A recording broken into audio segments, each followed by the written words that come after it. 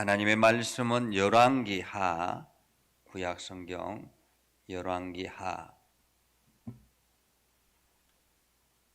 4장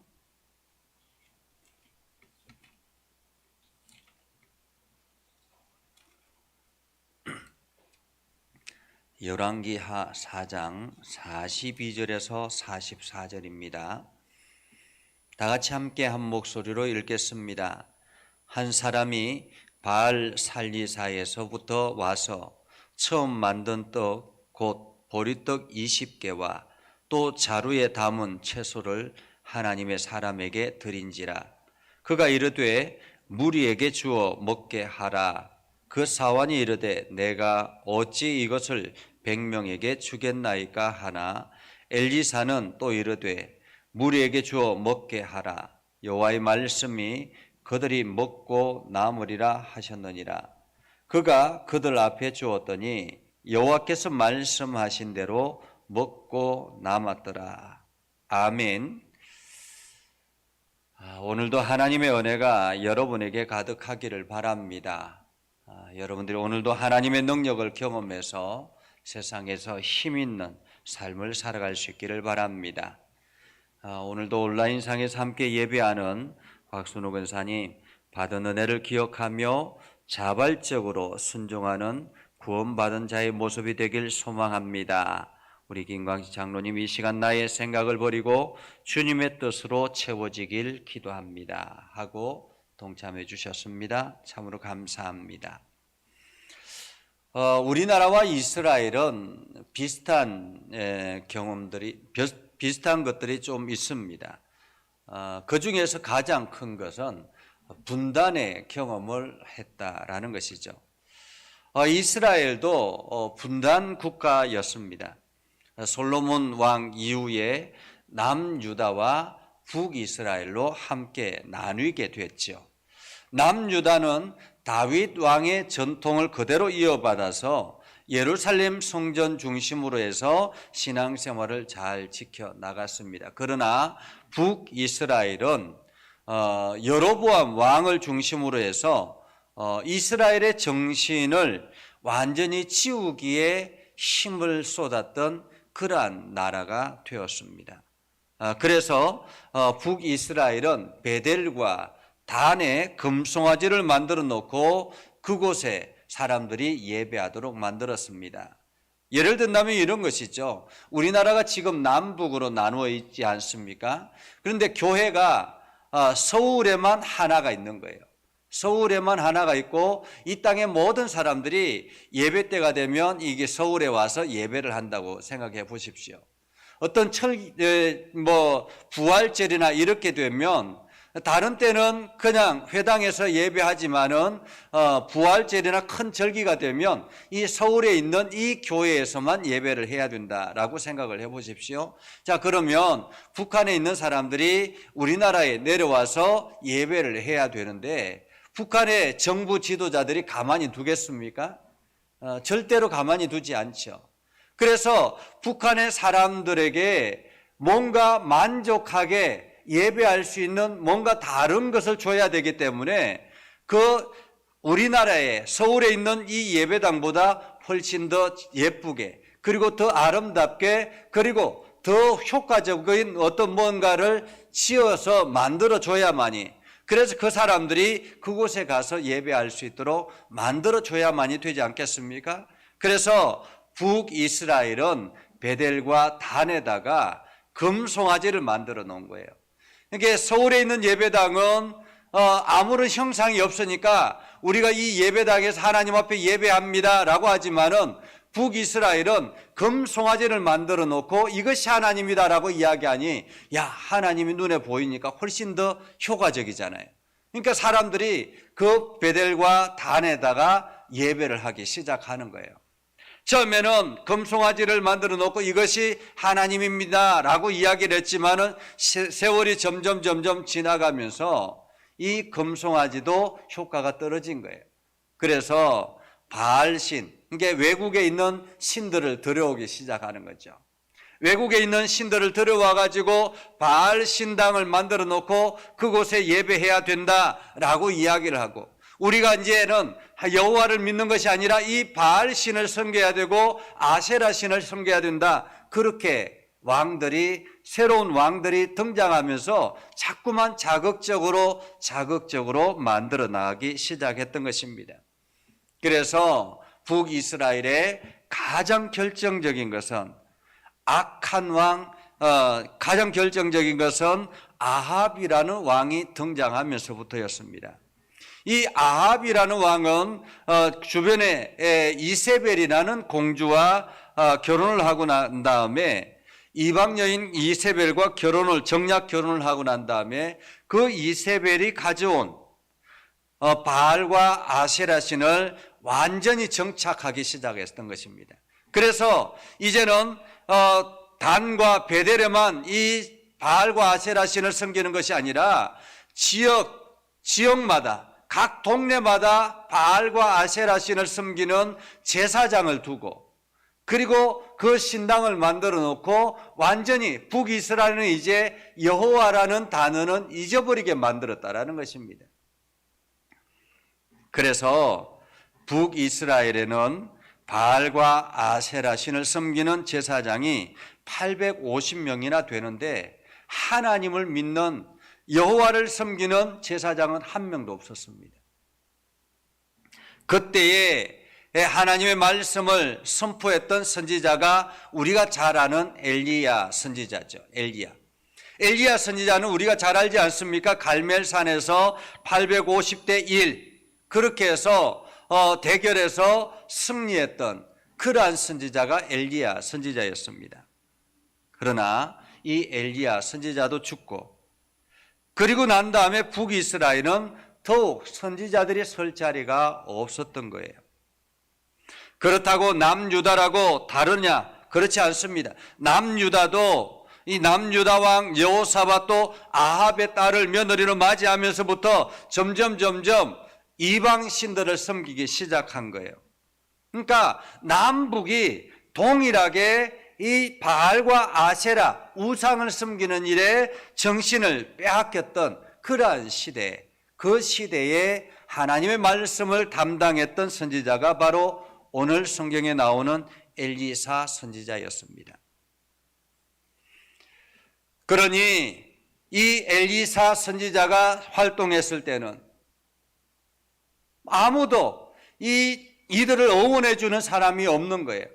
온통 나라 전체가 바알과 아세라 신을 섬기는 사람들로 가득 차 있었고 제사장들도 그들로 가득 차 있었으니 나라 전체가 바알과 아세라 신을 섬기는 사람들로 가득 차 있었으니 여호와를 섬겨야 됩니다. 하나님을 섬겨야 됩니다. 라고 이야기하는 이 엘리사 선지자의 말을 제대로 듣겠느냐라는 것입니다.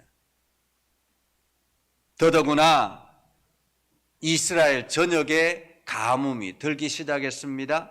그래서 흉년이 들어서 이제는 생활하는 것조차 힘들었습니다. 그러니 정부 지원을 받지도 못하고 그리고 그렇다고 이 선지자 훈련 학교에 사람들이 다른 일들을 가지고 있는 것도 아니고 그러니 지금 엘리사 선지자의 생활고는 얼마나 힘들었겠는가.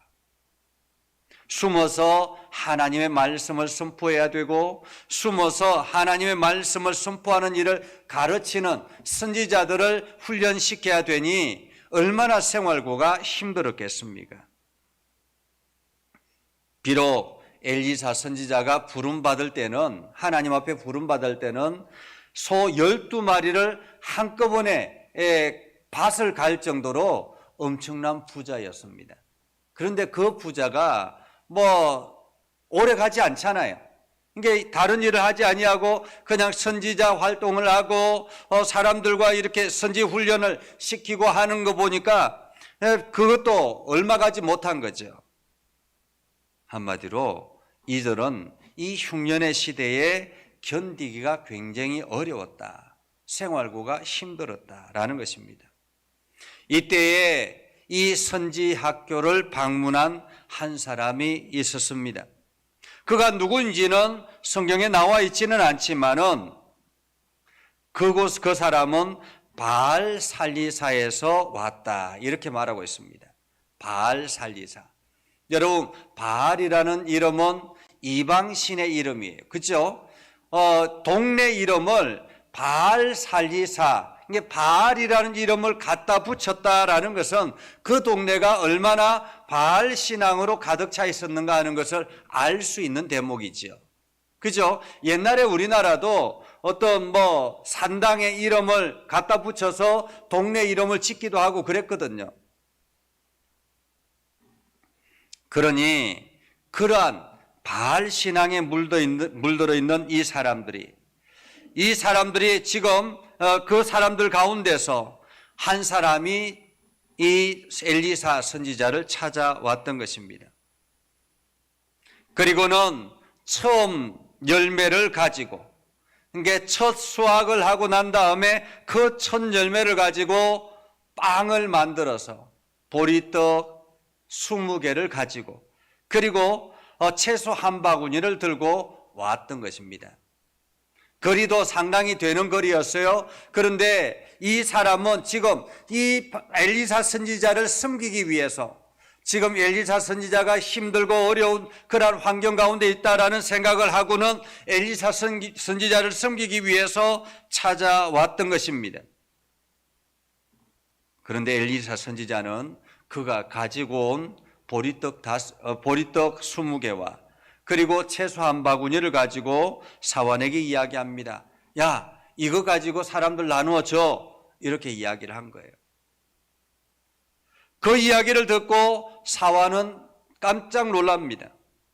어쩌면 그렇게 생각했겠죠. 야, 저 사람이 지금 보리떡 20개를 가지고 왔고 채소 한 바구니를 가져왔으니까 오늘 저녁에는 좀 여유있게 배부르게 먹을 수 있겠구나 이렇게 생각했는데, 그것을 가지고 대뜸 나눠주라고 이야기하니 황당했죠. 여러분, 보리떡 20개로 얼마나 먹을 수 있겠습니까? 몇 사람이 먹을 수 있겠습니까? 사환이 이야기합니다. 선지자님, 이 보리떡 가지고 100명을 어떻게 먹일 수 있겠습니까? 한마디로 이것을 가지고 누구 코에 붙여요? 라는 말이죠. 누구 코에 붙여요? 저도 간혹 먹거리가 떨어지고 어려울 때 예기치 않게 누군가가 과일 하나를 들고 오든지 아니면은 채소를 좀 이렇게 가지고 오든지 할 때 얼마나 감사한지요. 근데 오늘 엘리사 선지자도 이 느닷없는 한 사람의 방문으로 인해서 굉장히 행복했을 것입니다. 그리고 그것을 가지고 여유있게 먹을 수 있었을 텐데, 그것을 가지고 사람들에게 나눠주라라고 이야기를 한 것입니다. 몇 년 전 터키로 선교 활동을 갔을 때가 있었습니다. 그때 선교사님을 보면서 깜짝 놀랐어요. 왜냐하면 이 선교사님을 지원하는 후원금이 그렇게 많지 않았거든요. 100만 원이 좀 못 되는 그러한 돈인데 그것을 가지고 선교 활동을 하고 있다는 그 자체가 이해가 안 됐습니다. 우리나라는 몇백만 원 가지고도 이게 생활이 어렵다라고 이야기하는데, 그래서 가끔씩 선교 활동을 오시는 분들이 얼마씩 남는 것을 주고 가면 그것을 가지고 또 거기에 선교지에 있는 사람들을 나눠주는 거예요. 그런데도 씩씩하게 선교 활동을 하면서 자녀들까지 키우는 것을 보면서 참 놀랍다라는 생각이 들 때가 있었습니다. 과거에 이런 기사가 있었습니다. 서울의 명문대 경영학 출신인 한 사람이 있었는데요. 이 사람은 직장을 3군데나 옮겨 다녔습니다. 두 번째 직장은 외국계 컴퓨터 회사였는데 너무 좋은 환경이었던 거예요. 그런데 더 좋은 조건에 일할 기회가 생겼다고 해서 사표를 냈습니다. 그리고는 이 사람이 동문회 활동을 하면서 30만 원 이러한 회비들을 아주 거침없이 내는 그러한 사람이었죠. 그래서 회사를 나오고 난 다음에 한의원에 연봉 9천만 원을 받고 회계 업무를 감당하기 시작했습니다. 근데 업무 변화에 이게 적응을 못하는 거예요. 적응을 못해서 거기에서 또다시 나옵니다. 또다시 나와서 퇴사를 하고 난 다음에 이제 새롭게 직장을 들어가려고 하는데 들어갈 데가 없는 거예요. 아무리 이력서를 내도 받아주는 사람이 없었습니다. 자기가 퇴사한 사실을 가정에는 이야기를 하지 않았던 거죠. 아내에게도 이야기하지 아니하고 자녀들에게도 이야기하지 아니하고. 그는 퇴사해서 나중에 이야기합니다. 내가 힘들어도 남에게 손 빌리지 않는다. 그리고 내가 이게 실직 후에 두 딸을 똑바로 볼 수 없었다라고 나중에는 이야기를 했다 그래요. 수입이 없는데 어떻게 하겠습니까?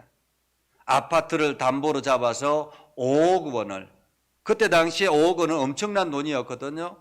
5억 원을 대출을 받아가지고 그것을 가지고 아내에게 매달마다 자기 월급을 주는 거예요. 자기가 월급 받아왔다고 해서 월급을 주는 거죠. 그리고는 그 빚낸 것 가지고 딸들에게는 하고 싶은 것 마음껏 하도록 지원해 주는 거예요. 그리고는 정작 자기 자신은 남부터미널, 이게 서초구에 있는 남부터미널 그 인근에 있는 고시원에서 옥탑방에서 주식 투자를 매일같이 이게 출근해가지고 그 고시원에 들어가가지고 주식을 하는 거예요. 그래가지고 날린 돈이 2억 7천만 원이었다고 합니다. 나중에는 정작 본인은 화장실이 없는 곳에서 그곳에서 막 작은 방에서 사용하고 있다가 담배 피기 위해서 내려오고 그렇게 불쌍하게 살아왔다라는 거예요. 그렇게 주식 투자를 다 날리고 그리고 그 고시원에도 나와가지고 일주일 후에 자기 아내하고 자기 딸들을 다 죽이고 자기도 자살한 거예요. 생활이 너무 힘들다고. 그런데 정작 그 아내의 통장에는 3억 원이 들어있었다고 합니다. 그리고 그 아파트를 팔고 나면 대출금을 다 갚고도 6억 원이 남는다고 합니다. 근데 이것 가지고 어떻게 살아라고 하면서 자살했다라는 거예요. 참으로 슬픈 이야기지 않습니까? 지난 주일에 저녁에 모처럼 만에 드라마를 본 적이 있었습니다. 광자매라는 제목의 드라마였는데요. 그 드라마에 보니까 세 자매가 합동 결혼식을 했어요. 합동 결혼식을 하고 난 다음에 둘째와 셋째가 똑같이 신혼여행을 한 장소로 갔습니다. 근데 둘째의 남편은 좀 가난한 사람이었고 셋째의 남편은 그 형이 엄청난 부자여서 아주 떵떵거리며 살 수 있는 그런 환경이었습니다. 둘 다가 똑같이 신혼여행을 갔습니다. 그러니까 신혼여행 가기 전까지는 이제 이 둘째의 집은 반지하를 겨우 얻어가지고 신혼살림을 이렇게 차리는데 뭐 중고 물품도 갖다 놓고 그렇게 하면서도 굉장히 행복했어요. 우리 둘만의 보금자리가 생겼다고는 굉장히 행복했죠. 그런데 그 행복이 얼마 가지 않았습니다. 신혼여행을 출발하는데 둘째는 빌린 승합차를 타고 갔고요. 셋째는 아주 고급 세단을 타고 가는 거예요. 이게 출발 자체가 다른 거죠. 이게 승합차가 아무리 앞에서 달려간다 할지라도 세단차를 달려갈 수 있겠습니까? 고급차가 훨씬 앞질러서 가게 됐죠. 이제 신혼여행지에 도착했습니다. 도착하고 난 뒤에 이 신혼여행 호텔도 셋째 형이 그 잡아준 호텔이었어요. 이게 형이 잡아준 호텔이었기 때문에 그 먼저 도착한 셋째가 가니까 호텔에서 한 명의 업그레이드 할 수 있는 기회가 있다라고 해서 자기를 업그레이드 해가지고 자기는 스위트룸에 들어가게 됐어요. 둘째가 나중에 이제 도착해서 호텔에 들어갑니다. 그런데 호텔이 너무 좋은 거예요. 너무 좋아서 행복하다고. 이게 셋째에게 전화를 했습니다. 그런데 셋째가 묵고 있는 숙소에 들어가 보니까 깜짝 놀란 거죠. 왜냐하면 거기는 스위트룸이었으니까. 이게 호텔 자체가 달랐던 거예요. 격이 달랐던 거죠. 그때부터 이 둘째의 마음은 불행해지기 시작하는 것입니다. 불행해지기 시작한 거죠. 그러면서 짜증과 불평이 올라오기 시작하고 이 셋째네와 싸우기 시작하고 다툼이 일어나기 시작하고, 제가 그 드라마를 보면서 제 아내에게 이것이 인간의 죄악된 모습이라고, 원죄, 하나님께서 우리에게 주셨던 본래의 마음이 아니라 타락된 인간의 모습이라고 그렇게 이야기를 했던 기억이 있습니다. 사람들은 주어진 것에 감사할 줄 모르고 자족할 줄 모릅니다. 그래서 이것으로 어떻게 살아라고 생각을 하며 불평합니다. 사람들은 나눔은 부자들이 하는 것이지 우리 같은 사람들이 무엇을 해? 이것 가지고 무슨 도움이 되겠어라고 반문하기도 합니다. 그런데 엘리사 선지자는 확실히 달랐습니다. 사환은 이것으로 어떻게 100명이나 먹일 수 있겠습니까? 이것을 누구 코에 붙입니까? 라고 이야기했을 때 엘리사 선지자는 걱정하지 마. 하나님께서 하시니 오히려 남을 거야 라고 이야기를 합니다. 하나님의 말씀을 다시 들어볼까요? 43절입니다. 그 사환이 이르되 내가 어찌 이것을 100명에게 주겠나이까 하니 엘리사는 또 이르되 무리에게 주어 먹게 하라. 여호와의 말씀이 그들이 먹고 남으리라 하셨느니라. 엘리사 선지자는 하나님의 은혜를 무한히 경험했던 사람이었습니다. 엘리사 선지자가 경험했던 한 사건이 있습니다. 어느 날 한 여인이 엘리사 선지자에게 찾아와서 이야기를 하죠. 그 여인은 선지생도의 아내였습니다. 그 여인이 찾아와서 자기 남편이 갑작스럽게 죽었다고 합니다.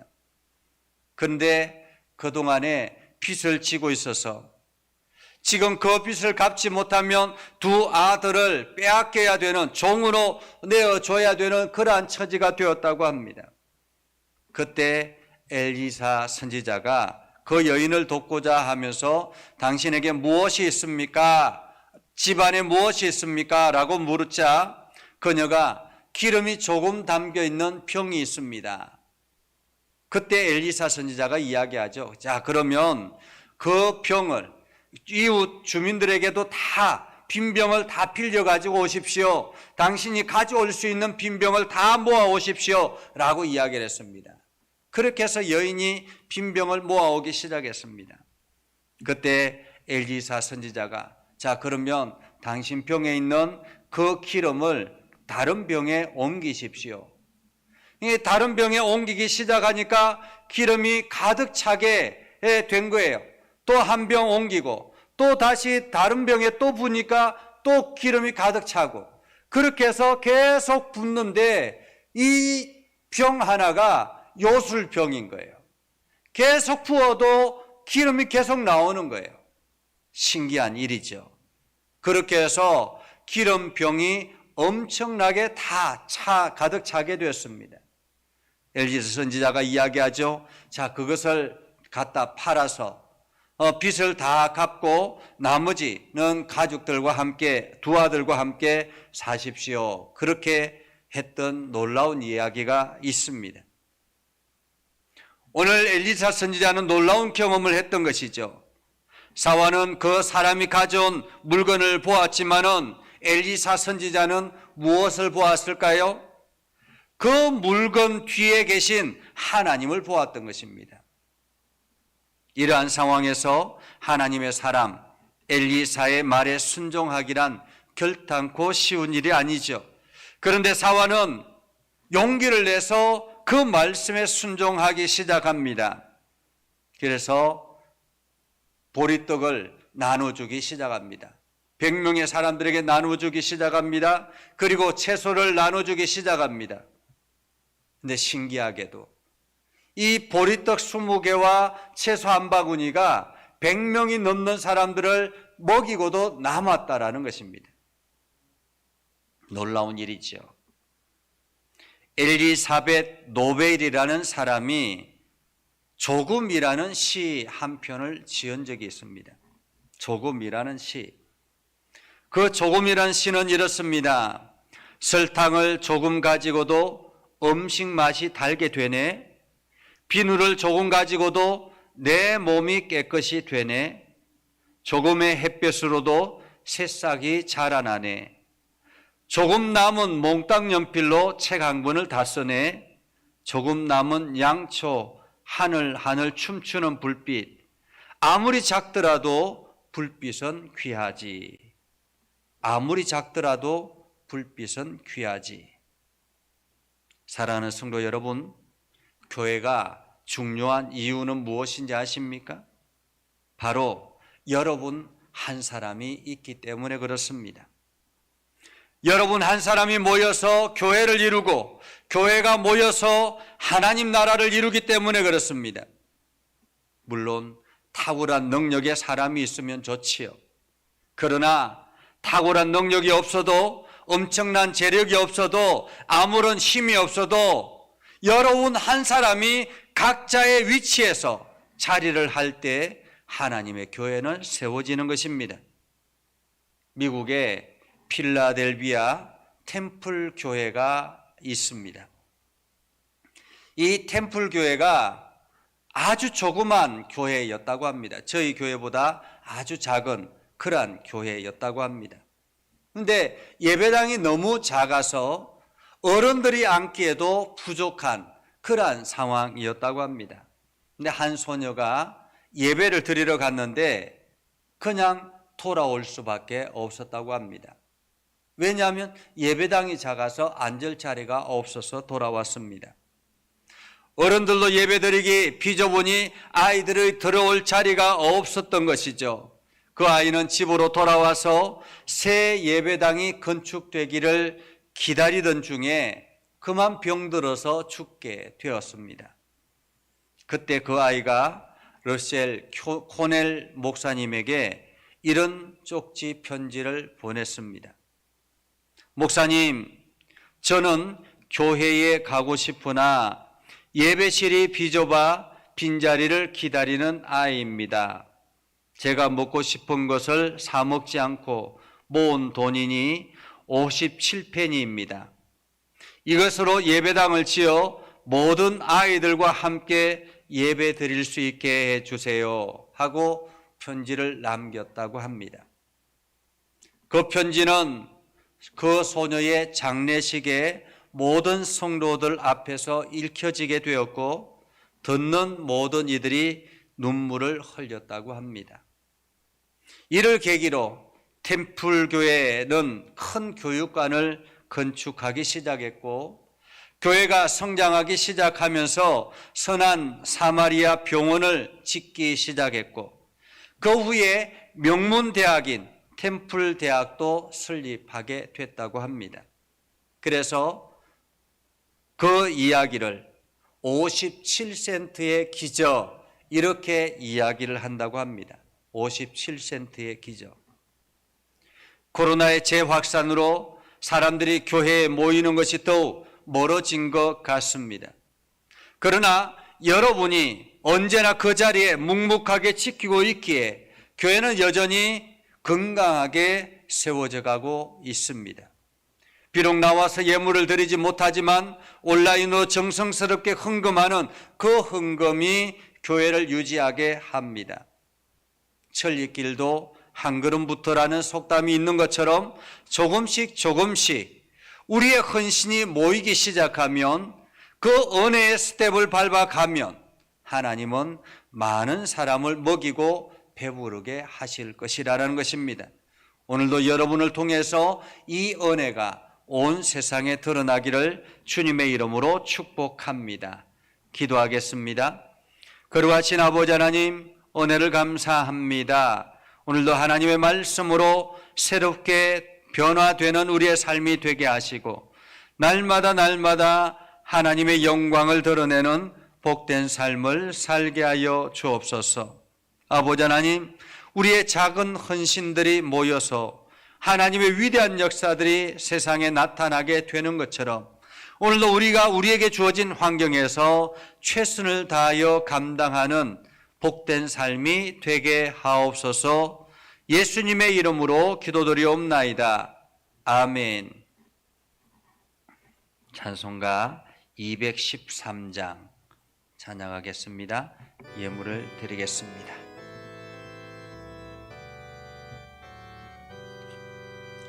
나의 생명 드리니 주여 받아 주셔서 세상 살아갈 동안 찬송하게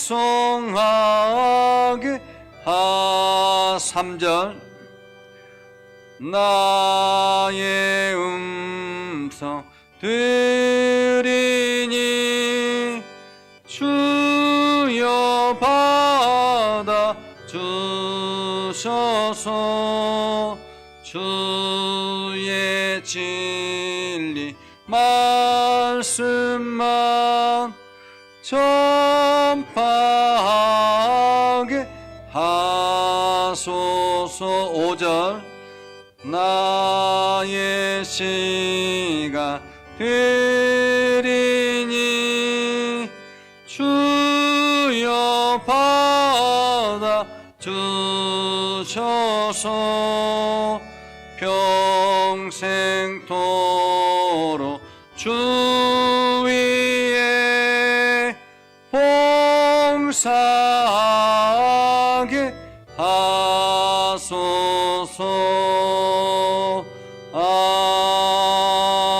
아멘. 자, 여러분의 헌금에 손을 얹으시고 함께 기도하겠습니다. 거룩하신 아버지 하나님, 오늘도 하나님의 은혜 가운데 거하게 하시고 하나님의 사랑 가운데 거하게 해주심을 감사드립니다. 우리가 하나님의 은혜 안에 살면서 하나님이 공급하시는 그 기회를 통해서 육체를 가지고 건강하게 일하게 하시고 또한 소득의 일부분을 하나님 앞에 올려드립니다. 이 모든 것은 하나님으로부터 주어진 소득이오니 하나님 이 예물을 받으시고 저희들에게는 한없는 복으로 더하여 주시옵소서.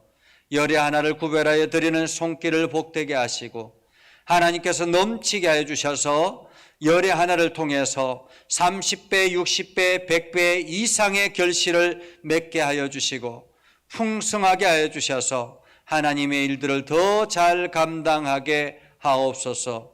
감사 예물을 드리는 손길을 기억하여 주시고 감사의 마음이 넘쳐나게 하시고 저들이 기도하는 것마다 응답되게 하셔서 감사가 더욱더 넘쳐나게 하옵소서. 아버지는 주정 예물을 하나님 앞에 올려드립니다. 하나님께서 복되게 하시고 넘치게 하셔서 아버지님 일용할 양식을 공급하여 주시되 넉넉하게 하여 주시고 날마다 때를 따라 돕는 은혜를 허락하여 주옵소서. 이 모양 저 모양으로 기도하며 드리는 모든 예물들을 복되게 하시고 아름답게 하여 주옵소서. 예수님의 이름으로 기도드리옵나이다. 아멘. 주의 사랑으로 사랑합니다. 함께 찬양하겠습니다.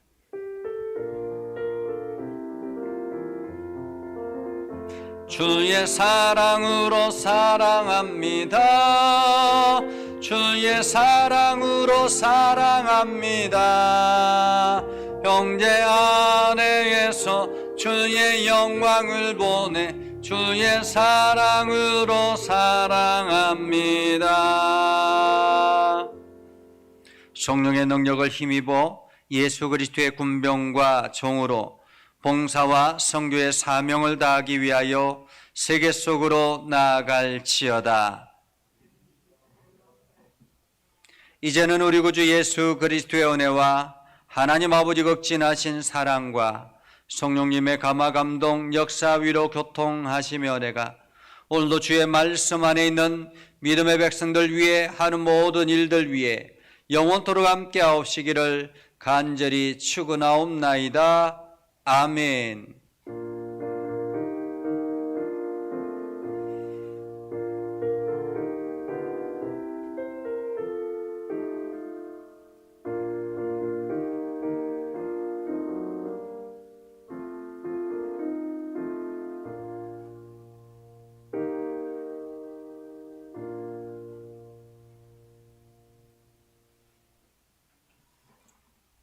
수고하셨습니다.